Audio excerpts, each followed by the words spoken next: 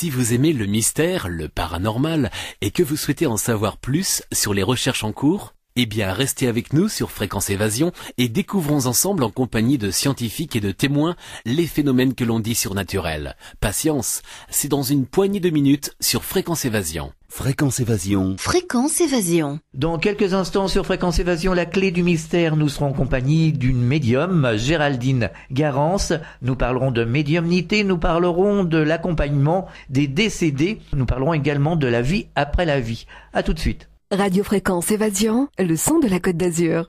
Venez découvrir la cuisine et les recettes du Grand Sud. De la Corse à la Provence, du Languedoc au pays toulousain, toutes les recettes du terroir vous sont proposées sur le site de Fréquence Évasion. Cliquez sur Programme et Cuisine. Bon appétit avec Fréquence Évasion. www.fréquenceévasion.com. Prenez de l'altitude avec Fréquence Évasion. Géraldine Garance, bonjour et merci de participer à cette émission sur Fréquence Évasion. Bonjour, bonsoir tout le monde. Alors vous êtes médium, c'est bien ça, vous avez découvert votre médiumnité. Quand et comment se manifeste-t-elle cette médiumnité ? Alors, je pense que je suis médium depuis petite, certainement, puisque j'avais déjà des manifestations comme de l'écriture que je pouvais faire facilement, des choses qui me venaient très facilement également, etc. Pour autant, je pense que je m'en suis préoccupée quand même assez tard, parce que j'ai fini par rentrer dans une voie quand même bien rationnelle. J'ai fait des études de droit, je suis rentrée dans une compagnie d'assurance, j'ai travaillé donc à faire du droit, à gérer des dossiers juridiques, etc. Donc on ne peut pas être plus carré que ça et plus éloigné que ça de la médiumnité. Et puis un jour la médiumnité m'a rattrapée, parce que je pense que c'était mon incarnation et mon âme qui voulait se recadrer dans cette incarnation, dans ce qu'elle avait à faire. Ça m'a rattrapée, et puis par un concours de circonstances, j'ai quitté mon entreprise et je me suis installée en tant que médium, voilà. Alors comment ça s'est passé ? Les premiers phénomènes médiumniques, comment vous les avez appréhendés ? Alors en fait, j'ai des souvenirs, par exemple, je me souviens quand j'étais petite, je devais avoir 7 ou 8 ans, ça m'a vraiment marqué cet épisode-là, donc c'est vrai que je le raconte assez souvent, mais je le trouve assez parlant.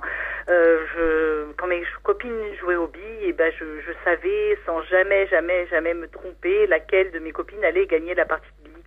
Ça me paraissait tellement normal à 7 ou 8 ans, on croit que tout est possible et on se pose pas beaucoup de questions, donc j'avais comme ça des événements qui pouvaient me venir, alors pas surtout, mais il y avait des certitudes, des choses que je savais, voilà, c'est comme ça, je le savais, je me posais pas plus de questions que ça, mais j'avais des choses qui me venaient, je le savais.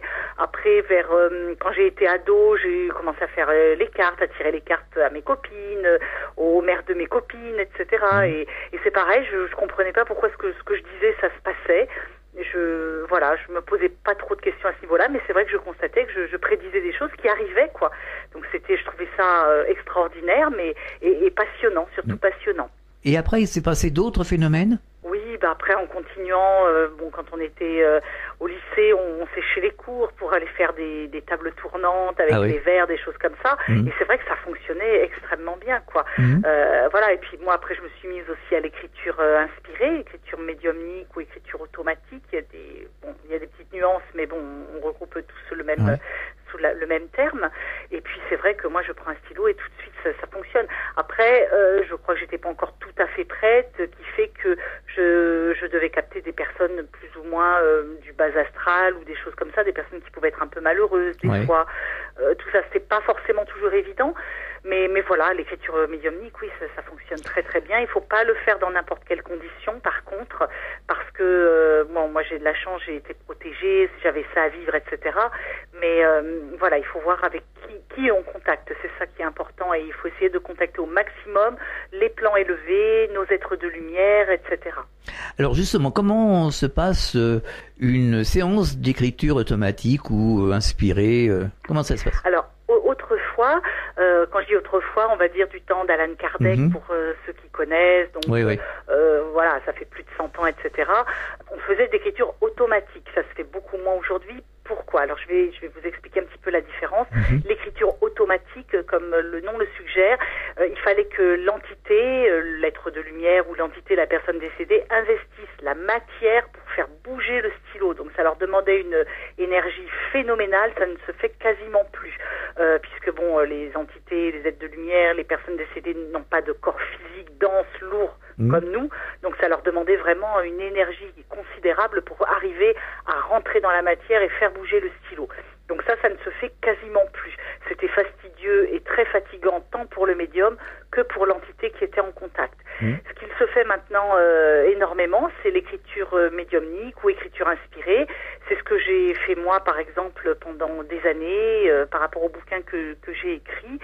Voilà, j'ai été contactée par mes guides avec qui j'ai eu des enseignements par écriture médiumnique ou écriture inspirée. Alors comment ça se passe? L'écriture médiumnique ou écriture inspirée, en fait, c'est on se met quelque part en ouverture médiumnique.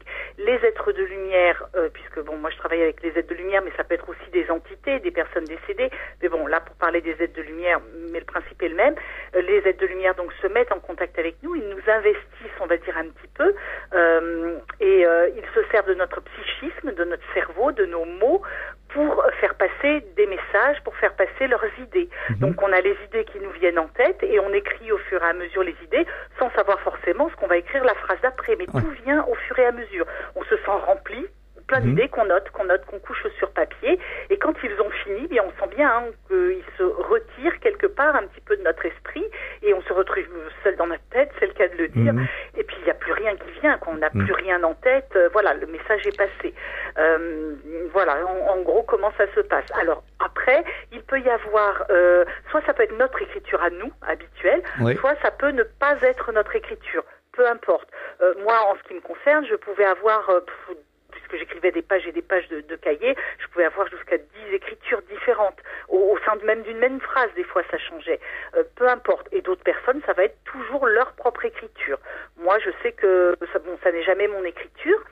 Et d'ailleurs, c'est intéressant parce que au fur et à mesure que j'écrivais et que revenaient au fil du temps les mêmes écritures, eh bien, je reconnaissais les énergies des différents êtres qui m'écrivaient. Il y avait des écritures rondes, penchées vers la gauche, vers la droite, qui appuyaient très fort le stylo sur le papier, ou au contraire léger. Enfin voilà, et on sentait bien l'énergie qui allait avec. S'il voulait me faire passer de l'humour ou de la détermination, de la volonté, s'il y avait quelque chose de sérieux à dire ou pas. Enfin voilà, c'était un bon moyen aussi de voir combien d'êtres de lumière nous contactent. Alors en général, quelle est la nature, la teneur de ces messages? Alors, il y a effectivement plusieurs types de messages. En ce qui me concerne, j'avais beaucoup d'enseignements personnels pour ma route personnelle et c'est extrêmement enrichissant et la plupart des gens peuvent avoir des messages d'enseignement pour leur route personnelle, à condition qu'ils soient contactés encore une fois par des êtres de lumière, parce que s'ils ont des contacts avec des personnes décédées, les personnes décédées ne peuvent pas leur donner des enseignements, parce qu'ils n'ont pas, sur les personnes décédées, les plans sur lesquels ils sont ne donnent pas accès à tout. Ils ne peuvent pas tout appréhender. D'accord. Mais les êtres de lumière, par contre, oui, ils peuvent vraiment tout appréhender, et donc on a des enseignements soit personnels, soit des enseignements qui peuvent être généraux, et dans ces cas-là, c'est des enseignements pour la planète, pour le monde, etc. Voilà. Alors nous avons fait une émission ou deux émissions avec Lionel Del qui est médium et qui a des contacts justement avec les entités, les êtres de lumière, qui nous disait que certains êtres de lumière n'avaient jamais été incarnés. Oui, tout à fait. Il y a des êtres de lumière qui n'ont jamais eu d'incarnation. Les petits vénards, ils ont bien de la chance, et des êtres de lumière qui ont eu un cycle d'incarnation, qui l'ont terminé, ce cycle d'incarnation, et donc ils sont effectivement très à même de nous aider, puisqu'ils sont passés ce par quoi nous on est encore en train de passer actuellement, ils sont passés par les souffrances qu'on connaît, etc. Ils ont réussi à dépasser tout ça, à finir leur cycle d'incarnation, et maintenant effectivement n'ont plus besoin de s'incarner. Alors comment se fait-il qu'il y a des êtres de lumière qui ne se sont jamais incarnés ? Alors effectivement, tout dépend. Chaque âme, le parcours de chaque âme est tellement différent. Si vous voulez, pour simplifier, parce que c'est difficile à appréhender pour nous avec notre cerveau humain, mais pour simplifier au maximum, on va dire qu'il y a la source. Voilà, il y a plein de petites étincelles qui partent de la source, et ces petites étincelles, c'est plein de petites âmes, des âmes qui partent, et puis qui partent tellement loin qu'elles oublient d'où elles viennent, et elles rentrent dans le cycle cycle d'incarnation, elles font un cycle d'incarnation, etc. Et puis à un moment, elles s'enrichissent de plein d'enseignements, de plein d'expériences de vie. Et elles reviennent, elles deviennent sages, éveillées, on va dire, et elles reviennent donc vers la grande matrice, vers le grand tout, et elles peuvent finir leur cycle d'incarnation. Pour certaines autres âmes, par exemple des êtres de lumière qui ne se sont jamais incarnés, eh bien, c'est qu'ils sont restés proches de la source et qu'ils ne sont pas partis, qu'ils ne se sont pas perdus, entre guillemets, à oublier d'où ils venaient et ce qu'ils étaient. Voilà, mais parce que ce n'était pas leur rôle non plus, parce qu'ils avaient d'autres choses à vivre, voilà, parce que c'est tellement vaste le monde de la spiritualité de l'autre côté qu'on ne vit pas tous les mêmes choses. Alors, est-ce qu'ils vous ont parlé d'incarnation, justement, par exemple, sur des planètes différentes, c'est-à-dire, nous sommes dans la 3e dimension, par exemple, sur des planètes, la 4e dimension. C'est des incarnations qui ont l'air d'être beaucoup plus simples. Oui, alors effectivement, quand on parle d'incarnation, de différentes incarnations, de réincarnation, on pense tout de suite à la Terre. On se réincarne plusieurs fois sur la Terre, etc. Or, il n'y a pas que la Terre, il y a également d'autres mondes sur lesquels on peut s'incarner. Il faut savoir que l'on va sur le monde qui est le plus à même de nous faire évoluer. On va sur le monde avec lequel on est en adéquation au niveau de notre fréquence vibratoire. On ne pourrait pas aller sur un monde beaucoup plus haut vibratoirement que le monde terrestre, par exemple, si on n'est pas en accord, en adéquation avec cette vibration-là. Voilà. Il y a, si vous voulez, malheureusement, on va dire ça comme ça, la Terre est un des mondes les plus bas en vibration, en énergie. Pour l'instant, c'est plus tout à fait vrai parce que la Terre est en train justement de hausser ses vibrations, de changer ses vibrations. Ça fait un moment déjà. Voilà. Oui, ça fait plusieurs années. Le schéma se continue, se poursuit. Ça s'accélère, on le voit, tout ce qui se passe dans le monde, et puis les gens dorment moins bien, sont agressifs, sont agités, ne savent plus où ils en sont, il y a plein de gens qui s'ouvrent à la spiritualité, on voit que ça bouge de partout. Bon, voilà, donc la Terre est en train de changer de vibration, on hausse nos vibrations, et même si ça paraît un petit peu ridicule ou illusoire de dire ça comme ça, mais on va vers un monde meilleur. Alors, nous, on le verra peut-être pas, mais à l'échelle humaine, c'est très proche, c'est-à-dire peut-être 1-2 générations, et on va vraiment vers un monde où il y aura plus de compassion, plus de partage, d'entraide, d'amour, etc., etc. On est en train d'épurer tout ça. Alors, on dit que nous, on le verra peut-être pas, mais d'après ce que l'on dit, enfin, ce que j'entends moi personnellement dire un peu partout, ça va être assez rapide, et certains disaient que ça va s'accélérer très rapidement à partir de 2014. Tout à fait, ça s'accélère énormément. Quand je dis que nous, on le verra pas, c'est-à-dire qu'on va voir des choses, mais tout ne sera peut-être pas encore posé, c'est-à-dire le monde où il y aura plus de meurtres, où il y aura que de l'amour, etc., on le connaîtra peut-être pas tel que ça. Nos petits-enfants qui sont déjà nés, oui, le connaîtront très certainement. Nous, effectivement, on va avoir la chance quand même de vivre des choses, ça s'accélère énormément, et on le voit sans parler de politique, parce que moi j'ai une humaniste uniquement, mais on le voit, toutes les affaires qui ressortent, etc., au niveau des gens qui nous dirigent, en France et ailleurs, je veux dire, on le voit, c'est parce que tout est en train d'être écrémé, entre guillemets, épuré, quoi. Tout à fait. Voilà, à tout niveau, On dit que certains êtres ici qui sont justement assez ouverts, disons, qui ont des proportions à s'occuper de spiritualité, d'être ouverts, disent qu'on ne passera pas par la mort.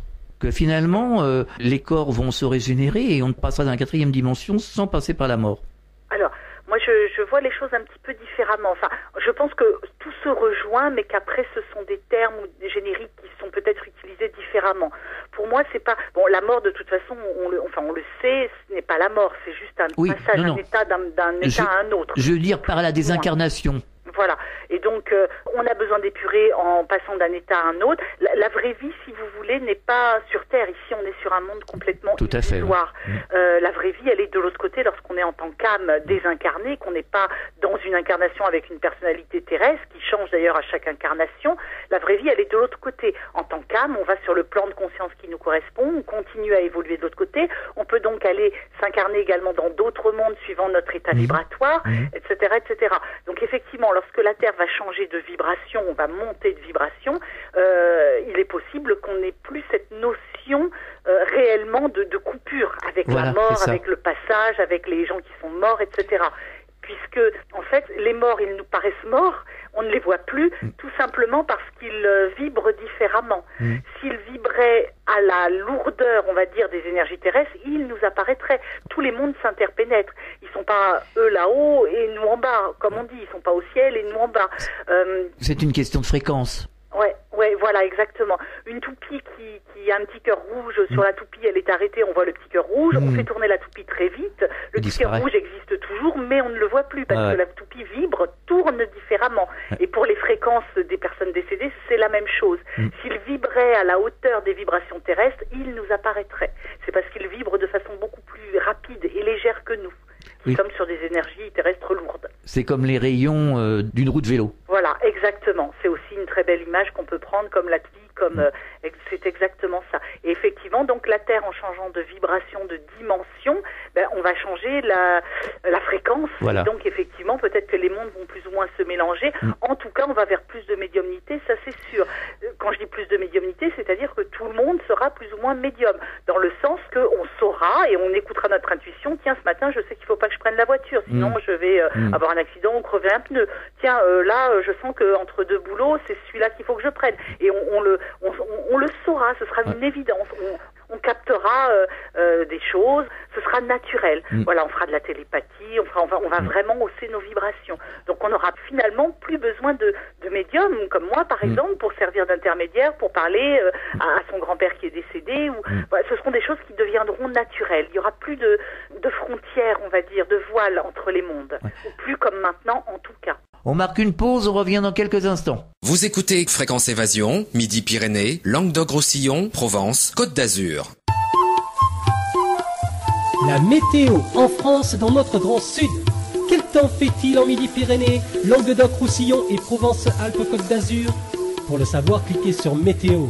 Chaque jour, Fréquence Évasion vous offre la météo grâce à Météo France.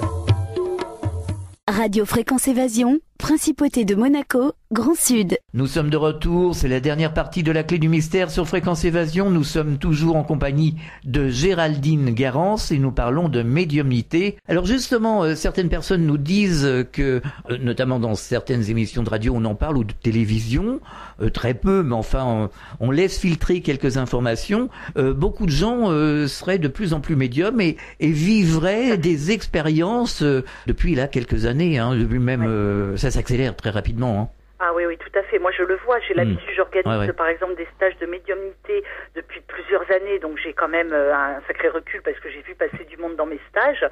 C'est incroyable comme les gens s'ouvrent à la médiumnité. À la fin des stages, les gens ils sortent, ils entendent leur guide, ils leur parlent. Pour certains, ça y est, ils sont lancés dans l'écriture, ils ont des enseignements.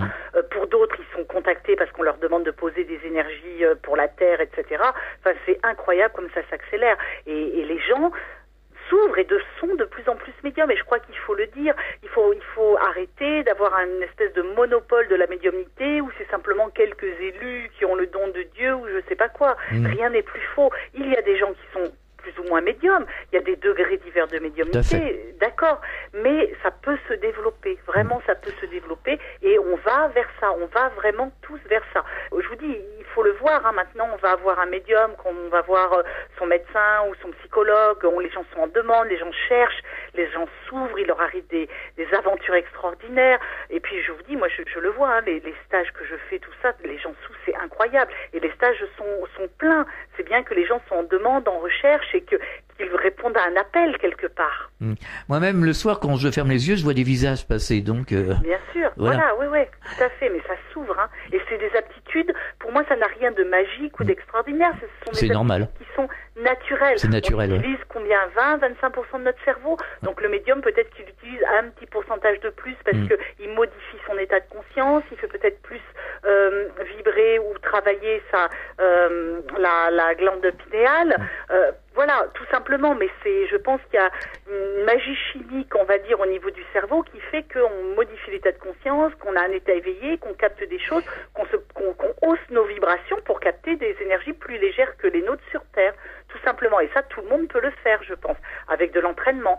C'est comme un sportif de haut niveau, il atteint un haut niveau parce qu'il s'entraîne. Donc la médiumnité, c'est pareil, ça peut se développer petit à petit. Par contre, il faut vraiment être prêt, il ne faut pas faire n'importe quoi, ça j'insiste, parce que ça peut être dangereux. Si la personne n'est pas prête, ça peut être dangereux. Donc comment atteindre un degré de médiumnité en toute sérénité ? Il n'y a pas de mystère, il faut faire de la méditation hein. Il faut faire de l'ancrage à la terre. Les gens se disent, je veux avoir la tête dans les étoiles. Non, plus on va avoir la tête dans les étoiles, et plus il faut être ancré et enraciné à la terre. Hein. Faut pas oublier qu'on est des terriens, donc très important de s'enraciner à la terre, de méditer pour épurer ses vibrations. Et puis surtout, la médiumnité, c'est un sacerdoce, c'est-à-dire ça se vit tous les jours. Il ne s'agit pas de dire je veux être médium, je suis médium, je capte des choses, et puis à côté de ça, je dis n'importe quoi, hein, je vais crever les pneus de mon voisin parce qu'il a une voiture plus belle que moi. Non, mais en gros, voilà, parce que sinon ça veut dire qu'on s'entache d'énergie négative, et ça veut dire que si on est médium, ben, on va capter quoi? Des énergies négatives. Voilà. Donc ce qui est intéressant, c'est de taper dans des sphères hautes de conscience avec des êtres de lumière qui peuvent nous enseigner. Voilà. Et à ce compte-là, on peut servir la lumière. Donc la médiumnité, il ne faut pas faire n'importe quoi, n'importe comment, parce que on peut capter des énergies négatives, et si on n'est pas prêt, ça peut être très embêtant. Hein. Énergétiquement, ça peut même être dangereux. Voilà. Après, lorsque c'est bien vécu, qu'on est dans la lumière sur des énergies hautes, oui, ça peut se développer, c'est absolument souhaitable et fabuleux, ouais. Alors vous parliez de cerveau, justement, est-ce qu'on capte vraiment avec son cerveau ou on capte avec son esprit, hein, tout simplement? Oui, quand je dis cerveau, voilà, c'est vrai que maintenant, il l'étudie, depuis un moment quand même, au niveau scientifique. Je pense qu'il y a quelque chose qui doit se passer au niveau du cerveau, au niveau de la glande pinéale notamment, parce qu'ils se sont aperçus scientifiquement, justement, que la glande pinéale, pour les personnes qui sont en très forte méditation, pour les médiums qui sont en train de capter, pour les gens qui font des expériences de mort imminente, des choses comme ça, ou qui voient des lumières blanches, qui reçoivent l'éveil, etc., ils se sont aperçus que dans ces cas-là, la glande pinéale est extrêmement ouverte et fonctionne à fond. Et ils sont même en train de se demander, alors ça reste une hypothèse, mais au niveau scientifique, ils se posent la question sérieusement, à savoir si la glande pinéale ne serait pas la porte d'entrée et de sortie de l'âme, justement. Parce que, par exemple, au niveau de l'embryon, la glande pinéale, ils savent qu'elle apparaît au 47e ou 48e jour de gestation, je crois, et ça correspond très exactement aux 47 jours du bardo bouddhiste, dit que l'âme, pendant les 47 jours avant de s'incarner, reste dans le bardo et se réincarne au bout de 47 jours. Et ça correspond très exactement à lorsqu'elle apparaît en gestation dans le fœtus humain. Alors, on parlait du lobe temporal droit il y a quelque temps, justement, suite à la publication du livre de Melvin Morse, La Divine Connexion. On disait que les connexions se faisaient dans le lobe temporal droit. Je crois qu'on n'a pas effectivement fini de tout explorer, et à mon avis, oui, c'est pas impossible non plus, bien évidemment. Et il y a peut-être plusieurs pistes à explorer. Je ne pense pas qu'il y ait qu'une seule chose. Donc je ne pense pas que ce soit que la glande pinéale, que le lobe, voilà. Je pense que c'est un ensemble de choses. Ça, c'est pour la partie, on va dire, scientifique du cerveau qui rassure, donc les scientifiques qui ont besoin d'étudier, etc. Après, bien évidemment, il y a d'autres choses qui se passent au niveau du périsprit, au niveau de nos énergies subtiles, au niveau du corps astral, de nos différents corps subtils et non plus du corps physique, donc du cerveau, etc. Mais bien évidemment, après, il faut se placer sur corps mental, astral, causal, émotionnel, etc.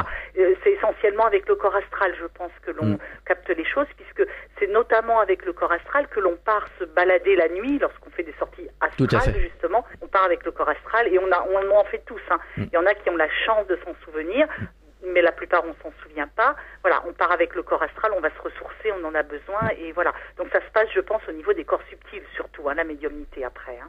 Oui, et c'est clair. Et ce que l'on observe dans le cerveau, c'est ni plus ni moins que l'effet psychosomatique, comme on dit. Voilà, exactement. Je crois que c'est les conséquences qu'on observe au niveau du cerveau, non pas les causes qui engendrent. Au même titre que quand on a peur dans la rue, on fait des décharges d'adrénaline et on allume des zones du cerveau, hein, tout simplement. Exactement, et quand on a peur dans la rue, ça se transmet tout d'abord sur nos corps subtils, le corps émotionnel notamment, qui arrive, qui est touché en premier, bien avant le corps physique. Exactement. Et donc les réactions physiques qu'on peut avoir, comme la sueur, la transpiration, l'adrénaline, etc. C'est une information qui est transmise par le cerveau au corps physique. Bien sûr.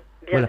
Non, fallait l'expliquer parce qu'il y a beaucoup de gens qui se posent des questions, et notamment d'ailleurs les rationalistes qui disent tout se passe dans le cerveau. Non, c'est que les conséquences. Hein. Exactement. De toute façon, il faut bien voir que d'un point de vue général, le corps physique, donc le cerveau, toutes les réactions physiques qu'on a, etc., le corps physique n'est que le dernier maillon. Je veux dire par là, par exemple, lorsqu'on a une maladie, que l'on déclare une maladie, effectivement, la maladie, elle est vraiment réelle, il faut se soigner, ça intervient sur le corps physique, mais c'est le dernier stade. Il aurait fallu aller voir le corps émotionnel bien avant que la maladie physique ne se déclare, parce qu'on aurait pu certainement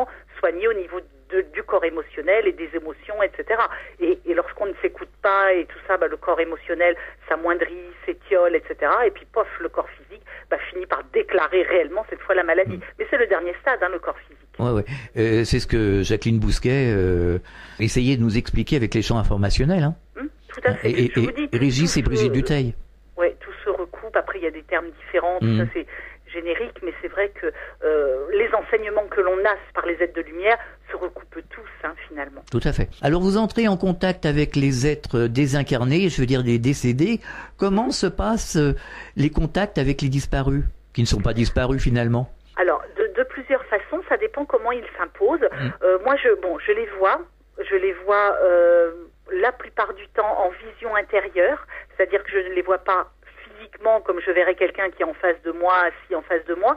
Je les vois en vision intérieure, mais c'est extrêmement net, puisque je peux décrire la personne, lui dire à la personne qui vient me voir en consultation pour avoir des nouvelles de sa personne décédée, de son proche. Je peux donc lui décrire, lui dire comment est habillé le défunt. Je transmets les messages puisque je l'entends, et des fois ils me font vivre pour me faire comprendre ou se faire bien reconnaître de la personne qui vient en consultation, ils me font vivre des mots physiques. Par exemple, l'autre fois notamment, mais ça arrive assez fréquemment, j'ai une personne qui est décédée d'un cancer des poumons qui s'est ensuite généralisé au niveau de l'estomac, etc. Et j'étouffais littéralement, j'avais les poumons en feu, j'avais mal aux poumons, j'avais l'impression d'avoir une oppression. J'ai été obligée, je me suis étouffée, j'étais obligée de tousser, je sentais la cigarette, voilà. Donc ils se servent aussi ils font passer des messages par le côté physique. Ouais. Tout à fait. Est-ce que vous avez vécu vous-même des décorporations? Décorporation consciente, oui, mais pas volontaire, c'est-à-dire que il m'arrive d'en faire la nuit. Comme je vous dis, on fait tous des décorporations astrales pour aller se ressourcer. Donc voilà, et je garde quelques bribes de conscience. Donc j'ai quelques décorporations que j'ai faites moi-même la nuit, parce que en dormant, où je me rappelle. Mais ce n'est pas très très fréquent. Mais voilà, oui, ça m'est arrivé. Par contre, je ne fais pas de décorporation consciente là. En disant là, je veux me décorporer, ça non. C'est vraiment comme tout le monde finalement. Oui. Quand je dors, voilà. Ouais. Comme certains qui disent qu'ils accompagnent les décédés de l'autre côté. Alors, je fais passer effectivement les âmes, mais moi je ne le fais pas en décorporation. C'est-à-dire que, je peux rester par exemple 1 mois sans que personne me contacte, et puis tout d'un coup, je vais avoir sur 5 jours d'affilée des personnes qui vont me contacter pour passer. Donc moi, toujours pareil, je les vois en vision intérieure, je vois qui elles sont physiquement, comment elles sont habillées, tout ça, et je les fais passer. Je prie pour elles, je demande à ce que ces âmes-là soient prises en charge, qu'elles aillent vers la lumière, etc., qu'on les prenne en charge. Et moi, je travaille avec mes guides de lumière et je les vois effectivement partir. Je pars avec elles, je les accompagne. Expliquez-nous, comment ça se passe? Vous les voyez Voilà, je les vois, je les accompagne, je pars avec elles, et puis à un moment, je vois un être de lumière qui arrive, qui prend la personne en charge par la main ou par le bras, et moi, on me dit de faire stop. Il y a un moment, un endroit où je ne peux pas aller au-delà. Je sais que je peux pas aller au-delà. Donc on me dit stop, je ne peux pas aller au-delà, clairement. Et le guide de lumière donc prend en charge la personne, part avec elle, et ensuite j'aperçois la personne qui est montée, comme si elle était montée par des escaliers invisibles, je ne sais pas, qui a changé souvent d'aspect et qui se trouve avec des vêtements blancs. C'est toute une symbolique, mais je pense qu'on veut me faire dire qu'elle a passé le sas, certainement. La personne décédée me fait souvent un dernier signe de la main, ou pour me dire merci, ou pour me dire je suis pris en charge, et puis ils s'en vont, et voilà. Et je ne sais pas où va la personne, je ne sais pas ce qu'elle devient par rapport à son incarnation, etc. Je ne pose pas de questions, je ne pose pas de jugement. Je sais que j'ai fait passer déjà des personnes qui étaient lumineuses, un petit garçon extraordinaire qui errait et qui m'a demandé si je voulais bien être sa maman. Et je lui ai dit que je ne pouvais pas être sa maman, mais que par contre, je pouvais l'aider à passer, à aller dans la lumière pour qu'on s'occupe bien de lui, qu'on lui donnerait des nouvelles de sa maman. Je ne sais pas si sa maman était encore là ou pas. C'était un petit garçon qui était parti dans les années 50. Donc voilà. Et donc c'était plein d'amour. Et à côté de ça, j'ai aussi fait passer une personne qui était extrêmement noire, extrêmement négative, que j'ai eu énormément de mal à faire passer, qui avait commis plusieurs meurtres en série, et qui errait, etc. Et ça a été... très dur. Oui, très dur, parce que, si vous voulez, je ne l'ai pas vu venir au départ. Je me suis mise à faire des cauchemars. Alors la nuit, je faisais des cauchemars où je voyais des ruelles sombres, je voyais du sang partout, j'avais l'odeur de sang sur les mains, du sang qui coulait dans la gorge, je voyais je vais vous passer les détails, mais vraiment des meurtres atroces. Ouais. Voilà, je ne comprenais pas pourquoi je me sentais salie dans mes énergies. Quand je me mettais en méditation en journée, clac, ça s'imposait de nouveau à moi, etc. Bon, et puis jusqu'à ce que je tombe par hasard, entre guillemets, le hasard n'existant pas, sur une émission où justement on parlait d'un meurtre en série et ça m'a fait tilt. Et en fait, j'avais le meurtrier avec moi depuis. Il ne trouvait pas comment se manifester autrement et il me faisait passer des trucs horribles qui avaient été toute sa vie, quoi. Ah ouais. Donc je n'ai pas posé de questions, je l'ai fait passer comme j'aurais fait passer n'importe quelle âme, parce que c'est aussi une âme en évolution. Je ne sais pas ce qu'il est devenu et à mon avis, il avait du pain sur la planche pour épurer ses énergies. Il va certainement lui falloir plusieurs vies, etc. Mais bon, ça, moi, on ne me tient pas au courant une fois qu'il a été pris en charge. Mais j'ai eu énormément de mal à le faire passer. Des énergies étaient très lourdes. J'ai mis plus d'1 heure et j'ai fait sans relâche. Et mes guides de lumière, m'avaient prévenu, quelques jours avant, ils m'avaient dit tu vas avoir quelqu'un à faire passer, fais confiance, sois dans l'amour, surtout sois dans l'amour, sinon tu ne pourras pas le faire passer. Et je crois que ça a été la condition essentielle. C'est parce que j'ai fait sans jugement et avec amour, comme j'aurais fait passer n'importe quelle personne, n'importe quelle âme, que j'ai pu la faire passer, sinon il serait resté collé quelque part dans mes énergies. On marque une pause, on revient dans quelques instants. De Menton à Toulouse, Radio Fréquence Évasion, le soleil du Grand Sud. Fréquence Évasion vous informe sur votre région. Que se passe-t-il près de chez vous? Pour le savoir, cliquez sur Région et Office de tourisme. Bon séjour dans le Sud. Venez visiter le site Fréquence Évasion, www.fréquenceévasion.com. Partout dans le Grand Sud, Fréquence Évasion. Nous sommes de retour, c'est la clé du mystère sur Fréquence Évasion. Nous sommes toujours en compagnie de Géraldine Garance et nous parlons de médiumnité. Revenons à ce que nous disions tout à l'heure. Vous dites, vous les accompagnez, mais vous les voyez en tant que tels, comme si c'était des personnes physiques. C'est bien ça? Oui, tout à fait.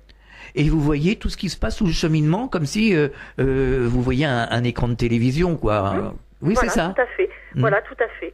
Je les vois. En général, je ne pose pas de questions, donc je ne sais pas toujours, je ne saurais pas dire comment ils s'appellent, je ne sais pas quelle a été leur vie, parce que je ne pose pas de questions et ils sont un peu déboussolés, un peu perdus et ils pensent pas forcément à me raconter leur vie, puis c'est pas le moment, j'ai envie de dire.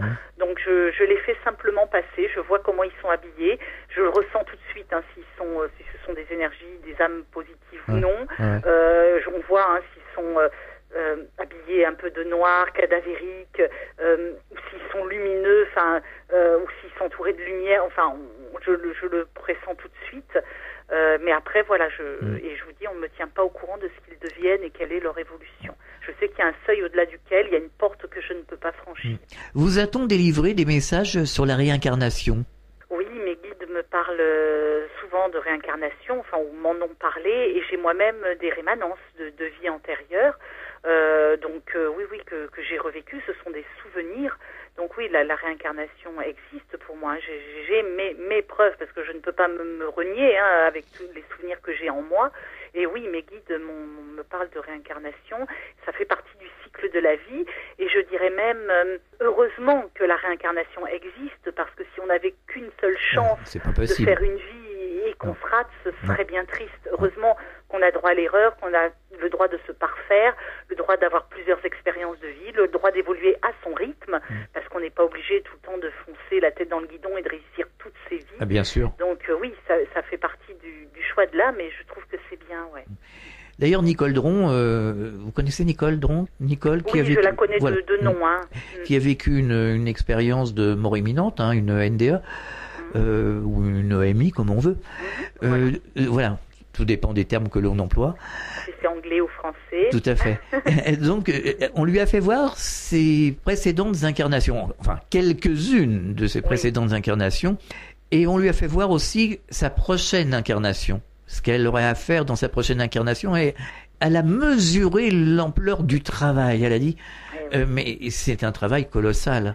C'est un travail colossal qu'on ne peut pas appréhender, je pense, dans sa totalité, parce que des fois, pour évoluer sur un point, on va mettre 10 vies.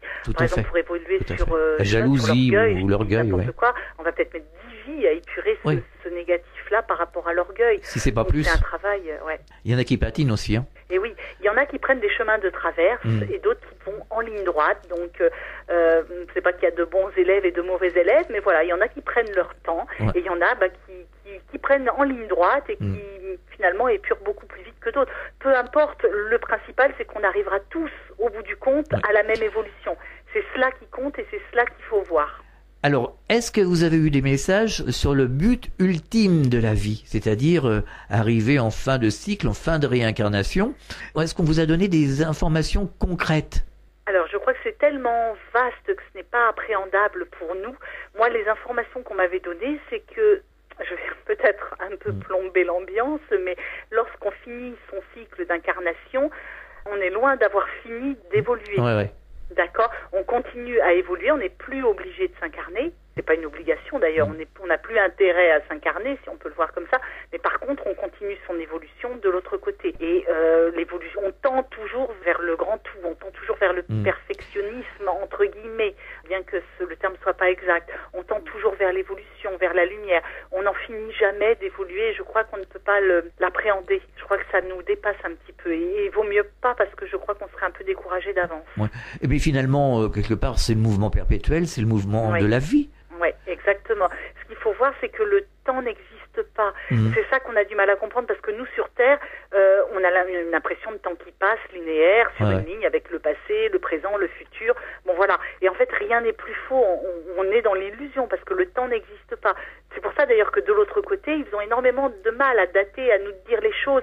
C'est pour ça qu'un médium, un voyant qui va chercher des infos sur l'avenir, dire que c'est tel jour, telle date, ou que c'est le printemps ou l'été, que ça va se passer, etc., c'est compliqué parce que de l'autre côté, le temps n'existe pas. Et donc, en fait, si on devait se représenter le temps, ce serait plutôt sur, non pas sur une ligne, mais déjà ce serait plutôt en spirale. Et en spirale, ça veut dire que la vie qu'on a vécue il y a 300 ans se retrouverait très exactement à côté de celle d'aujourd'hui et très exactement à côté de celle qu'on va vivre dans 500 ans. Voilà, donc le temps n'existe pas. C'est pour ça qu'on a tout le temps finalement. On a l'éternité pour nous et on n'en finit pas d'évoluer parce que c'est un cycle perpétuel de la vie, sachant qu'il n'y a pas de temps qui passe. Tout se vit dans l'instant. Donc on est en train de vivre notre vie d'aujourd'hui, en même temps que toutes nos autres vies qu'on a vécues dans le passé, karmique, et toutes nos autres vies qu'on est en train de vivre dans l'avenir en même temps, sachant que tout s'interpénètre et que là, aujourd'hui, on répare des vies qu'on a vécues dans le passé, donc ça fait bouger nos vies du passé, qui se répercutent du coup sur notre présent et nos vies qu'on va vivre dans l'avenir. Il n'y a pas l'avenir qui est figé, il y a plusieurs avenirs possibles. Les chemins se font et se défont en fonction des événements, de ce qu'on a appris, de ce qu'on dépasse ou non. Alors certains nous disent qu'on est destiné finalement à être des créateurs, chacun. On a tous le divin en nous, ça c'est sûr. On a tous l'étincelle divine en nous. Il ne tient qu'à nous effectivement de la faire grandir, de la faire évoluer. Et oui, je crois qu'on est tous des créateurs. Oui, tout à fait. Ça va dans le sens de la divinité. Alors, Géraldine Garance, vous avez écrit un livre, on va en parler de ce livre justement. Quel est le titre déjà de cet ouvrage? Alors, le livre s'appelle « Devenir médium », avec en sous-titre donc une médium guidée par des êtres de lumière. Il a été sorti chez Vibrance Édition, voilà. La maison d'édition, c'est donc Vibrance Édition. Et donc, je raconte justement comment j'en suis arrivée à où j'en suis aujourd'hui. Quel est mon parcours, en indiquant que je pars effectivement de quelque chose de très cartésien. Il faut dire que, mes deux grands-mères étaient médiums à la base, mais n'exerçaient pas comme moi, et puis ça se disait très très peu. Et mon père, par exemple, était complètement cartésien, il l'est toujours, complètement agnostique, sans religion aucune, très intellectuel, etc. Enfin, donc j'ai un parcours qui est quand même un petit peu atypique. J'ai moi-même fait des études de droit, tout ça. Je raconte tout ça, et puis je raconte comment j'ai été contactée par mes guides de lumière, comment ils m'ont enseigné, et puis surtout, pour toute personne qui commence à s'ouvrir à la médiumnité, à la spiritualité, c'est ces peurs incroyables qui nous tenaillent, ces doutes énormes. Je suis passée par des phases extrêmement difficiles. Au début, j'écrivais, je ne pouvais en parler à personne. J'avais peur qu'on me prenne pour une folle. Et je me suis moi-même longtemps posé la question. J'avais extrêmement peur de faire un dédoublement de personnalité, de devenir schizophrène. J'ai eu extrêmement peur. Ensuite, lorsque j'ai un petit peu assimilé, j'avais quand même de gros doutes. Je me disais, est-ce que ce sont vraiment des êtres de lumière qui me contactent? Est-ce que ce ne sont pas des entités qui se jouent de moi? Des entités malsaines qui vont me faire basculer vers la folie. Enfin, ça a été extrêmement difficile. J'étais seule. Je raconte tout ça, tout ce parcours-là, et comment petit à petit entendu, j'ai vu les défunts, je les ai fait passer. Enfin voilà, il y a tout un cheminement. Comment je me suis mise à la méditation, comment ça m'a ouvert des portes, les souvenirs de vie antérieure qui me sont revenus, etc. Et c'est un cheminement voilà, que je ne regrette pas. Alors vous avez eu aussi des souvenirs de vie antérieure? Oui, j'ai pas mal de souvenirs de vie antérieure, donc quelques morceaux de bribes, on va dire, de vie antérieure, plus exactement. Et vous avez conscience vraiment de l'avoir vécu comme on vit en ce moment cette interview? Oui, tout à fait. Ce n'est pas, on sait que c'est une rémanence de vie antérieure parce que c'est pas, je ferme les yeux et j'imagine un truc. Non, c'est extrêmement réel. Ce sont des souvenirs pour l'âme. Ouais. Donc on peut encore ressentir, on peut voir comme un film. On peut être par exemple un garçon, mais on sait que c'est moi. Je suis une fille, donc je vois un garçon, mais je sais que c'est moi. Voilà. Et puis on sent s'il fait chaud, s'il fait froid. On sent si le personnage que l'on voit, il a peur ou pas, s'il est à l'aise ou non. Enfin, c'est extrêmement réel. On revit les émotions qu'on est en train de voir, tout en étant dédoublé, en sachant qu'on n'est pas impliqué dans ce qu'on est en train de voir. Voilà. Au même titre que les souvenirs de ce qu'on a fait hier. Exactement, comme les souvenirs qu'on peut avoir de son enfance, les premiers Noëls, les anniversaires, des choses qui nous ont marqués, avec des émotions attachées à des souvenirs qui nous tiennent à cœur. Et ben voilà, là c'est exactement la même chose, sauf que c'est au niveau de l'âme, donc c'est c'est beaucoup plus lointain et pourtant très vivace et extrêmement vivant encore. Alors vous donnez des conférences? Oui, tout à fait, je donne des conférences. J'en donne une là encore sur Toulouse. Sur la réincarnation d'ailleurs justement, je pense que ce sera la dernière conférence que je vais faire avant l'automne, vraisemblablement. Oui. Vous avez plusieurs thèmes? Oui, en général je fais des conférences sur la spiritualité, les guides de lumière, la réincarnation. L'autre fois la deuxième partie portait, j'avais les guides de lumière qui donnaient des messages personnels aux personnes qui étaient dans la salle présente. Là cette fois-ci je vais donner des messages en direct de personnes décédées qui vont me contacter pour donner des messages à leurs proches qui seront dans la salle. Voilà, ça c'est la deuxième partie et la première partie effectivement va porter sur la réincarnation. Voilà, mais en général il faut réserver parce que les places sont limitées et je suis souvent complète. Justement, est-ce que vous avez eu un exemple flagrant de contact dans une salle avec un décédé et une personne qui se trouvait justement dans le public? Oui, il y a eu beaucoup d'émotions, beaucoup de choses. Quelque chose de pertinent? Une fois, j'ai pris contact avec une personne décédée, donc pour quelqu'un qui était dans la salle, et puis la personne, donc ce que je vous expliquais l'autre fois, j'avais le souffle coupé, je n'arrivais plus à respirer, je m'étouffais, etc. Mais c'est tout ce qu'elle me disait, la personne. Et je disais, je comprends pas, j'ai mal au poumon, je m'étouffe, etc. Et la personne qui était dans la salle m'a dit, oui, c'est parce qu'il est mort noyé, il avait les poumons pleins d'eau. Voilà. Et donc après, on a continué, etc. Et la personne qui était décédée, lui, ils aiment bien parler de leur vie, des anecdotes de leur vie, etc. Et anecdote toute bête, il voulait la remercier parce qu'elle lui faisait des aiguillettes de canard et qu'il adorait ça. Et alors moi j'ai transmis, j'ai dit écoutez, il vous dit merci parce que vous lui faisiez des aiguillettes de canard et il adorait ça et il se régalait et elle en a pleuré parce qu'elle dit mais c'est lui, je lui faisais ça, c'était son plat préféré.